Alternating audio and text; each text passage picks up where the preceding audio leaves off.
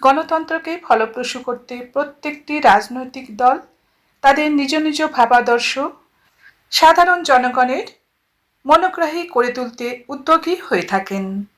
এর জন্য চলে নানা আলোচনা, বিতর্ক, উত্তেজনা ও নানা রাজনৈতিক আলোড়ন। বঙ্গীয় রাজনীতির ময়দানেও আমরা লক্ষ্য করি এরকম কতগুলি রাজনৈতিক মুখ, যেগুলি বললেই মনে পড়ে যায় নানা বিতর্ক, নানা উত্তেজনা, নানা রাজনৈতিক আন্দোলনের কথা। নমস্কার বন্ধুরা, সম্পূর্ণ সোমা চ্যানেলে আরও একটি নতুন ভিডিওয় সবাইকে স্বাগত।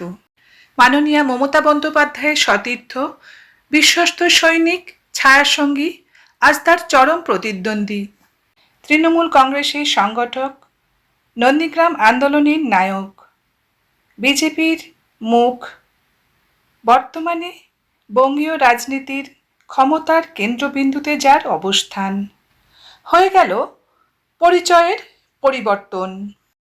আজ তার পরিচয় সমগ্র পশ্চিমবঙ্গবাসীর মাননীয় মুখ্যমন্ত্রী শ্রী শুভেন্দু অধিকারী, পশ্চিমবঙ্গের রাজনৈতিক পালাবদলের অন্যতম নায়ক।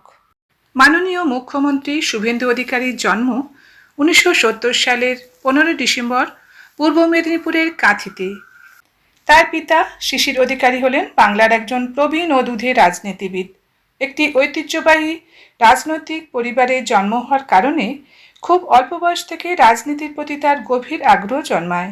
তিনি কাঁথির পিকে কলেজ থেকে পড়াশোনা সম্পন্ন করেন এবং পরে রবীন্দ্রভারতী বিশ্ববিদ্যালয় থেকে স্নাতকোত্তর ডিগ্রি অর্জন করেন। ছাত্রাবস্থায় তার রাজনৈতিক জীবনের হাতেখড়ি হয়। তিনি কংগ্রেসের ছাত্র সংগঠন ছাত্র পরিষদের মাধ্যমে সক্রিয় রাজনীতিতে পা রাখেন। এরপর তিনি 1995 সালে কাঁথি পুরসভার কাউন্সিলর নির্বাচিত হন, যা ছিল তার প্রথম গুরুত্বপূর্ণ নির্বাচনী জয়। এরপর 1998 সালে মমতা ব্যানার্জি যখন তৃণমূল কংগ্রেসের প্রতিষ্ঠা করেন, তখন তিনি সেই দলে যুক্ত হন। এরপর তার জীবনে একটি গুরুত্বপূর্ণ মোড় হল 2007 সালে নন্দীগ্রামে জমি রক্ষা আন্দোলন।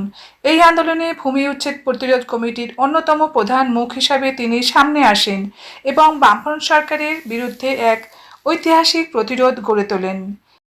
2006 সালে তিনি কাঁথি দক্ষিণ কেন্দ্র থেকে প্রথমবার বিধায়ক নির্বাচিত হন।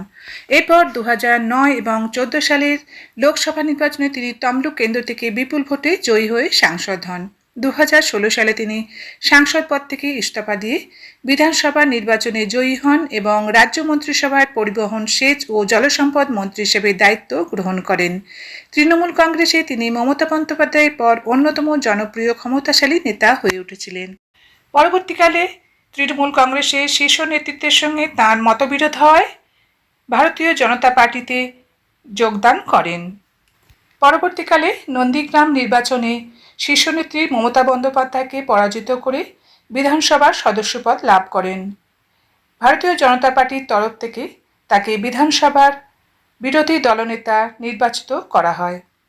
এরপর লাগাতার ও জোরালো সংগ্রাম ও সাংগঠনিক নেতৃত্ব ও জনসংযোগের মাধ্যমে বিরোধী দলনেতা থেকে বর্তমানে মুখ্যমন্ত্রীর পদে নির্বাচিত হওয়ার পথ প্রশস্ত করেছিলেন। আজকের বর্তমান প্রজন্ম মাননীয় মুখ্যমন্ত্রী শ্রী শুভেন্দু অধিকারীকে পশ্চিমবঙ্গের মুখ্যমন্ত্রী রূপে সাদরে গ্রহণ করেছে। আজকের এই প্রতিবেদনটি যদি আপনাদের ভালো লেগে থাকে তাহলে অবশ্যই একটা লাইক করে দেবেন। নতুন বন্ধুদের চ্যানেলটি সাবস্ক্রাইব করে পাশে থাকার অনুরোধ রইল। আবার আসবো এরকম নতুন নতুন ভিডিও নিয়ে। ভালো থাকবেন। সমাপ্ত। ধন্যবাদ।